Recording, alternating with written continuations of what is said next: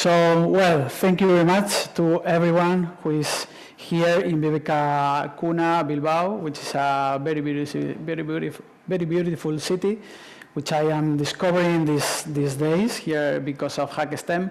And thank you to everyone who is connected online from different parts of the world, not just the Basque Country and Spain here, from India, Mexico, Colombia, Peru. We have also Germany, UK, South Africa. So thank you to everyone who is joining us this afternoon. My name is Diego Do Cabo. I'm part of the team of Spanish startups. We are a community of entrepreneurs and startups which is based in Spain, but we work also with all Latin America and Europe. And we are pleased and very honored to be here with Siemens Gamesa, who invited us to be part of this event.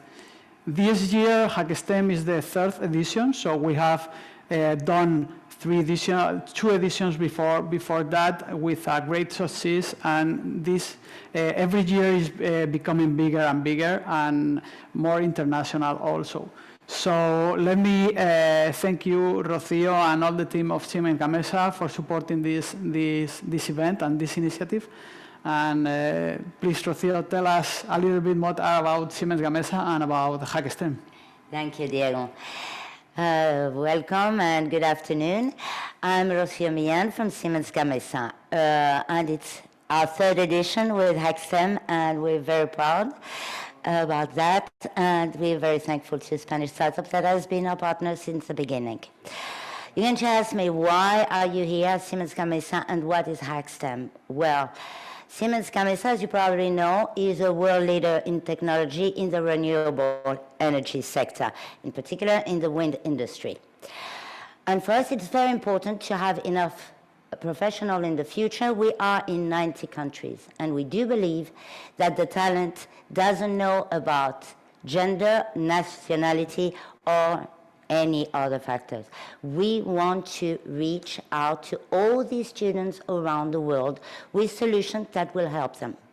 And that's why we have HackSTEM. HackSTEM is an event where you will learn, thanks to top leaders in the world in the sectors, about education, STEM, quality education in STEM, and innovation.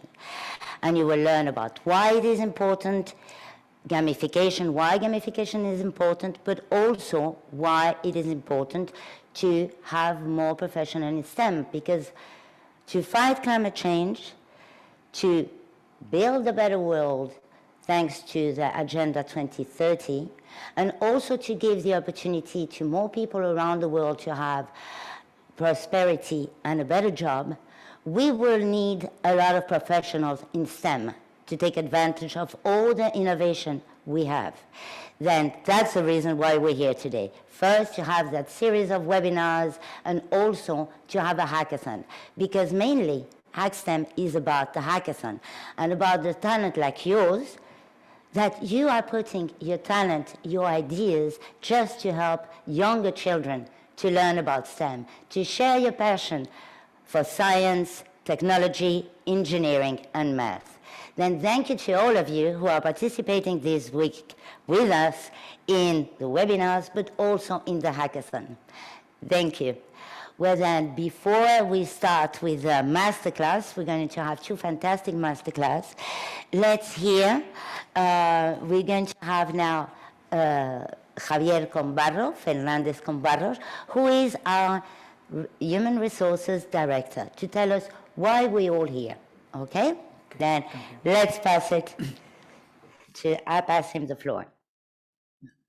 Sadly, he cannot be with us today.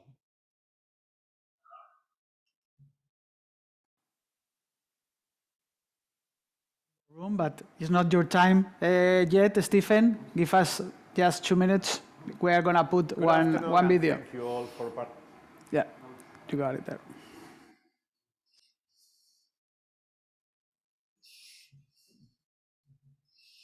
¿Cómo lo ves?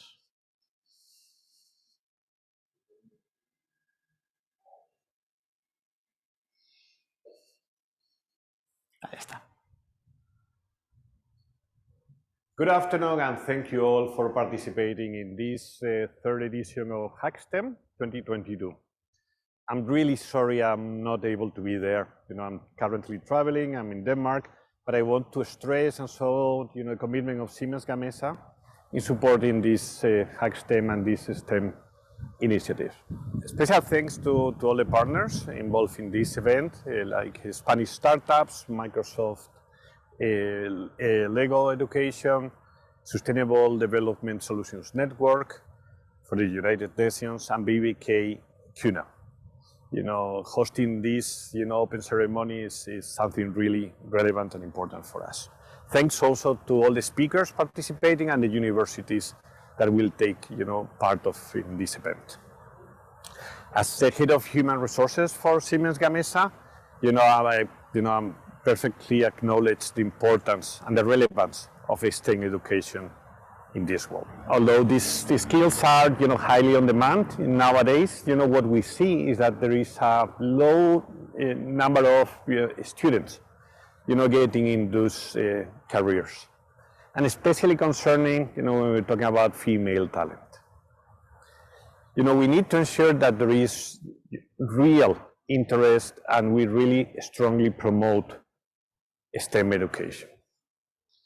Recent events in places like Ukraine, they are highlighting the importance and the relevance of the energy transition. And we really need these professionals to drive it through. The digital transformation and the energy transition will definitely require more number of STEM professionals. And I'm sorry to say that I fear that with this trend, this recent trend, with low number of students, we will not have enough talent to fill all the jobs that will be required to fulfill this need for this world. The engineers and mathematicians of the future, they are just out there. We just need to reach them. HackSTEM is more than just a normal program. It is a call for action. HackSTEM is a unique opportunity for university students to put their talent into work for a greater cause, but also to have good fun. So let's go for HackSTEM, enjoy it, have fun, we'll go for it. Thank you. Okay, thank you, Javier.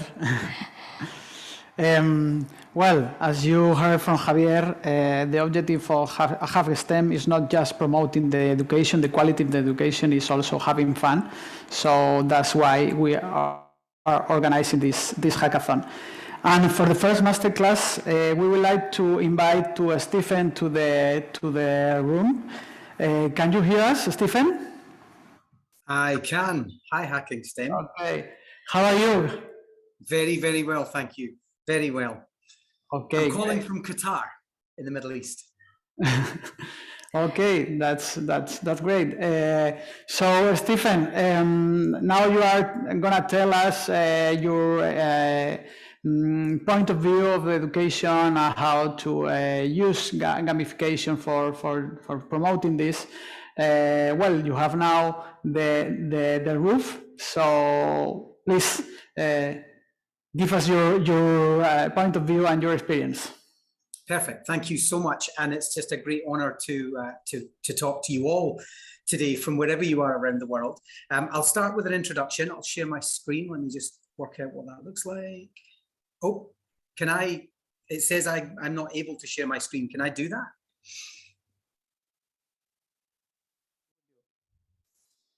I have a presentation to. Tienes que darle permiso para compartir la presentación. If not, I can talk. I think I can talk through it, but it would be great if I could share. Oh, there we are. I can do it. Thank you so much. Okay. Share. There we are. Let me just go back to here, and if somebody could just give me a nod when they can see that. Someone just give me a eye. You can see. Yeah, we can see. All right. So I wanted to talk to you about games today as what I call the game changer in education, and we're still in the middle of it. In fact, it's kind of still a fringe science, and so the term game changer is something that a lot of people who are not necessarily in the space can see yet. But I promise you, in decades to come, we will be looking back at the transformational moments of our education systems as we're moving, you know, through. I mean, we've been doing this for decades, you know, constantly trying to change our education system. And one of the moments we will look back on is the movement of games and game-based learning. And it will encompass so many things, including esports and social and emotional learning and so on. But we will look back on that time when we decided that game-based learning was a thing and it was going to benefit us. We're just not there yet. And so what I'd like to do is just give you a brief introduction to why I believe that and where my work comes from, and show you some of that work before talking specifically about Minecraft in education. And so my name is Stephen Reid. Please do follow me on Twitter at StephenReidEDU. I've actually been an educator for 20 years, and I've specialized, I've really honed my career into using games as the primary source of teaching for me. And I've been able to do that in over 70 countries. So, I mean, there's not 70 dots on there, but it gives you an idea of the spread of my work. I currently have 58 games-based learning programs in schools active right now in over 50 countries. And I travel to and actively take part in most of those. For example, next week I'm off to New Orleans, and then Canada, and then South Africa, and so on. And I'm very, very blessed when I say that, because that means that my work has taken me to some of the most prolific, expensive to attend classrooms in the world, to quite literally teaching under a tree in Africa, where students had to walk to me to get the education that they wanted. In all cases, I have used games and the pedagogy of play as my primary method of teaching three common things, which I'll come back to in a moment. But first, let's look at games as a means of engagement. Slides are actually slopped around, but we can make it work. We can always make it work. So if any of you are sitting wondering, but why games? You know, we've got so many different tools that we could be using, and I don't have time for games in my classroom. I can hear it because I hear it every day. I don't have time. I don't have space. We don't have the money. We don't have the technology. My leadership won't let me. If you think that games are not something that's prolific in our society right now or worthy of exploring in education, have a look at some of these statistics.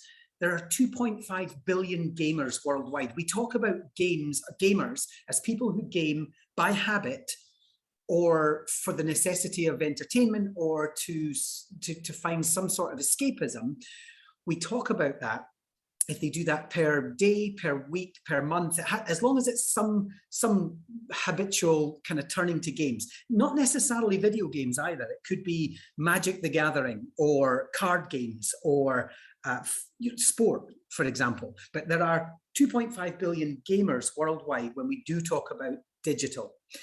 The digital gaming industry is worth 197.1 billion. Globally, this is more than the movie, the television, and the music industries. So again, we have this habit of saying, well, is it a tool for education? Is it really that prolific in society? The gaming industry outstrips Marvel and Disney and Star Wars and all the other big television and video, movie spaces that you can think of, plus music.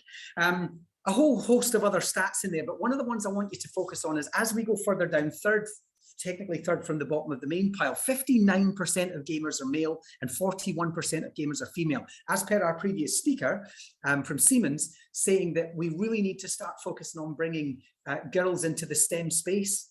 Games are the gateway. 41% of gamers around the world are female. And if we just make that about Minecraft, 49% of Minecraft players are female and 51% are male. It's called the Great Leveler in the industry. Minecraft is known as the Great Leveler because it flattens the curve. And suddenly we're bringing more and more and more females. I'm working with exclusively females in places like Canada and South Africa and Thailand. In fact, in South Africa, a lot of my work is with young girls teaching coding through Minecraft. And those girls are 4, 5, 6, 8, 10, and they're they're jumping at the opportunity to learn coding, JavaScript and Python through Minecraft. And then finally, and I'm just going to skip some of them and put one down at the bottom there. More people watched, and the key word there is watched, not played. More people watched esports in 2021 than any other sport except the NFL in the world. And that will only happen by 2025. That's incredible if you think about soccer and American football and hockey and the Olympics, and also more people are watching other people playing video games than actually doing or watching other sport. And so when we think, well, digital games, really, absolutely, that's where our students, and for those teachers sitting in the room right now thinking, where are my students' heads at? What do my students do in their weekends or their evenings? What are my students, where are their social circles and the spaces that they spend their time in? This is where they're at. And so I've spent the last 20 years taking games and really focusing on three core pillars: curriculum learning, teaching and learning, social and emotional learning, and career readiness. And games are by far, of all the tools I've used as an educator, games are by far the most powerful, impactful tools at my disposal that I've seen. So first of all, I want to just start with curriculum. The first game I ever taught with was Command and Conquer Red Alert. Released in 1996, I taught with it way back.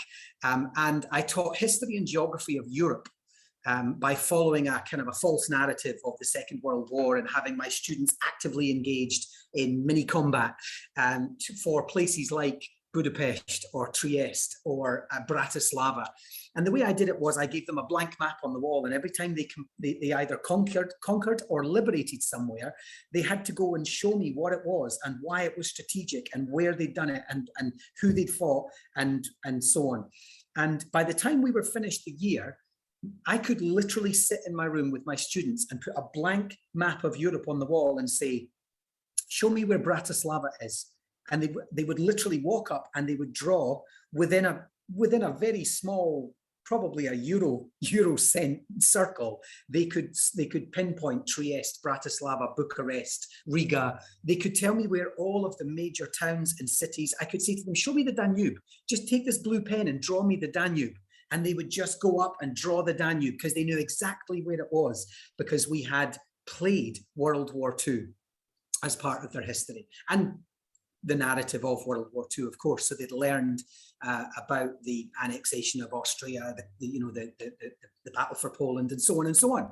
And so very, very significant methodologies. That was such a success. We then moved on to use Tomb Raider, where we helped the students to explore ancient Egypt and ancient Greece and ancient China. And we had a map on the wall and we drew all the places where Lara Croft had gone and why. We looked at the languages and the culture and the currency and the food and the clothing and the religion. And we were able to cover all of these amazing things by just following Lara Croft's adventures. Then went on to, and these are just some, and I'm just giving you a list of some of the games that I've used over the years. A Little Big Planet, What Remains of Edith Finch, Valiant Hearts, Assassin's Creed, Elegy for a Dead World for poetry, Portal 2 for physics, Universe Sandbox for looking at space. Just wonderful, wonderful games. And I've actually used over 140 games worldwide. One of the other things I'm very, very particular about with gaming is what I call teaching the tough stuff.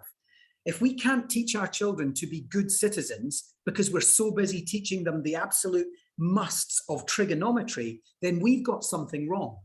And I'm not saying trigonometry is not at some point in your life going to be important, all you students watching.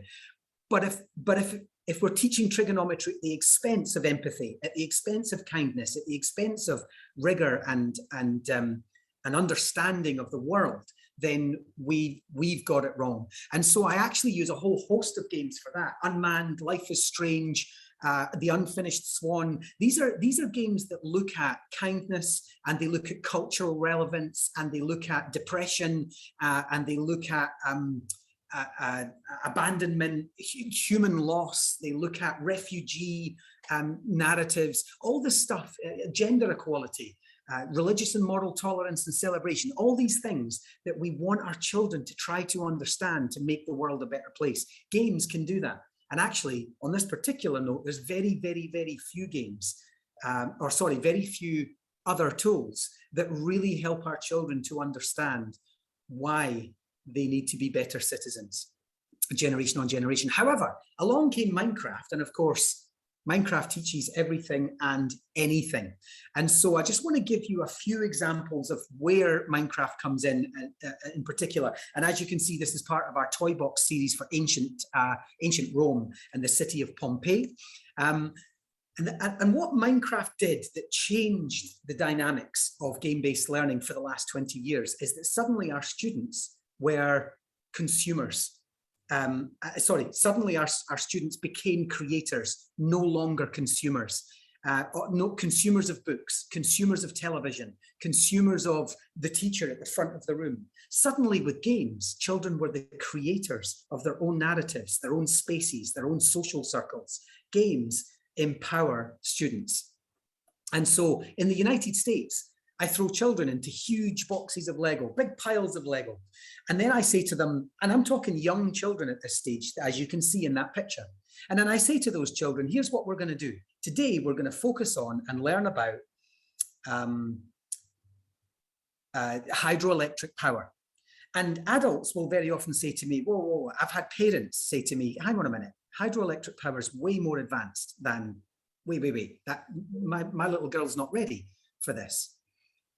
Give me just 3 hours talking about the topography of hydroelectric power, the fact that we need valleys, we need high topography and low topography. We need to dam the valley so that we can fill a reservoir, which creates water pressure, which allows us to turn turbines, which allows us to generate electricity. And then, boom, this is what they'll make. I don't make this with them. This is young children understanding the lessons for hydroelectric power. And then we move that from the physical to the digital. And now we make hydroelectric power dams, we make wind farms, we have coastal erosion models. We can do anything we want with minds of any age if we just do it through play, if we do it through Lego and Minecraft first. And this is a working dam, incidentally. This dam works, it generates electricity, houses are powered by it. When it rains, it's more effective. When it doesn't rain for a while, it's less effective. It's fascinating. And this was made by 7, 8, and 9-year-olds. In the United Kingdom, this is a house called Pennycook House. It's an old ruin on the top of a hill. And I took my students up there. They didn't learn about it in school. Nobody learned about Pennycook House, even though it was in their hometown. And so we went to, we took them up there on a bus. We got them to measure it, photograph it, paint it. We had a drone. They just explored the whole ruin. And then they took all of that data back to school. They built it 1-to-1 scale in Minecraft, assuming that one block is meter cubed. And then, just like on the night of 1899, the fire that made it a ruin, we relived it. We set fire to the Minecraft model and we let it burn through the ruin. And then we 3D printed what we'd made and what was left of the fire. This is the result, and we painted it and the kids loved it and we sprinkled grass on it. And then we took it back to the original building so the students could see what they'd done and what they'd made and how effective and realistic it was, and then they could tell the story. And 3 months later, we did a parents' evening, and all the parents, I said to them, is there anything that stood out this year, anything that you'd like us to do more or less of? And the parents said, if I hear about Pennycook House one more time, my student, my little boy knows everything about Pennycook House. Why? Because they lived it and played it and climbed it and measured it and painted it and 3D printed it and put it into Minecraft and made it and set fire to it and relived the very night that it went on fire. And then finally in South Africa, I met a man who lives in a house like this. He lives in a corrugate iron hut, destitute poverty. No schools existed in this place. It's a place called Kagiso in South Africa. And I sent them a 3D printer. I traveled down, I brought them a 3D printer, and I wondered if we could build a school using a 3D printer. And people said to me, you can't possibly build a school with a 3D printer. That's ridiculous. You'd need to print thousands of bricks. But here's what we did. My idea was teach the children to use Minecraft. Teach them to make toys. So we designed toys. We created them in Minecraft. We 3D printed those toys, and then we painted and sold them. And this is, you'll see this if this video works. you'll see this is Joseph Mary's spinning top. These children have no access to school. They barely have access to running water. They barely have access to electricity. But I took one laptop, one copy of Minecraft, and one 3D printer that cost me 200 euros. And when they made their toys, they sold them. And with the money, we bought bricks. And with the bricks, we literally had the children learn to build a house, or in this case, a classroom. Then we built a second classroom. Then we built a third classroom. And now to this day, there's a school standing in Kagiso. But as a result of game-based learning, there is a school in a place there never was. And now children attend the school, and someone's donated glass and doors and roof tiles and so on and so on. So I'm going to finish there because I know we're at time, and I know we didn't exclusively show Minecraft, but I really wanted to focus this on why games and why game-based learning and why Minecraft is important for your classroom. Thank you very much for listening. Thank you very much, Stephen. Was very inspirational chat. So thank you very much. I have just one question. Yeah, really, the 13% of the people, the new gamers, are older than 65 years old?